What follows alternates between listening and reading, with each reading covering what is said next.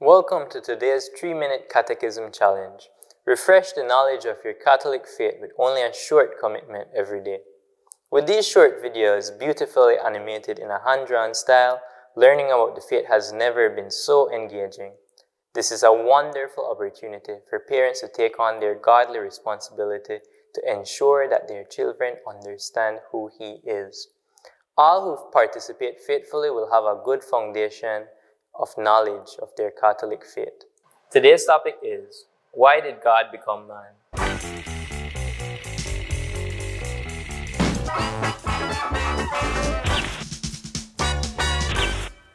Why did God become man? So, we already know that humanity suffers from the consequences of original sin. When we are born into this world, we don't tend automatically towards the good, but rather to self-centered egotism. We prefer to revolve around ourselves. We lack true friendship with God. We lack sanctifying grace. We lack the supernatural life that develops out of grace. So, we're lacking a few things. But what we have in abundance are faults and sins. A whole mountain of them. All of this stands between us and God. So how do we get rid of this mountain? We can be sorry for our sins, and this is the first step. But sin, as we've already talked about, is in the end always a lack of love towards God. It offends God and therefore requires His pardon. God has to act.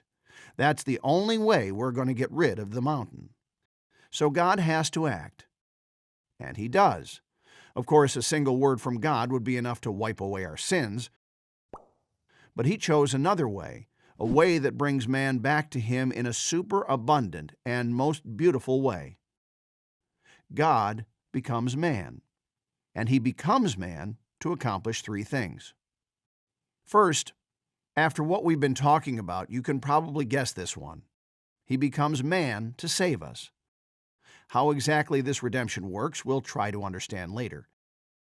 But at any rate, Jesus does something that gets rid of the mountain of sin.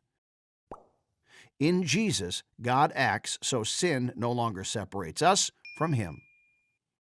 Second, when God becomes man, He no longer speaks to us through prophets, but He Himself speaks to us. Jesus brings us the fullness of God's revelation. More and deeper than ever before, we can realize who God is. And the more we know God, the better we can love Him. Third, in His words and in His deeds, Jesus gives us an example of how to live a just life. He shows us the way that leads to heaven. These three things God accomplished by becoming man. And in fact, there is one particular moment in the life of Christ where these three things come together perfectly. On the cross. On the cross, our redemption is accomplished. On the cross, we realize the truth that God is love. And on the cross, we are given the perfect example of self-giving love, so that we can shape our every thought, word, and deed by it. This is why God became man.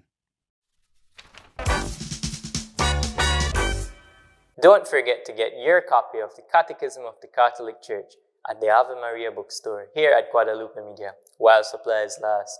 Useful for this challenge as well as Father Mike Schmidt's Catechism in a Year, starting in January 2023. Thank you for partaking in today's 3-Minute Catechism Challenge. We look forward to your comments and engagement in the discussion boards.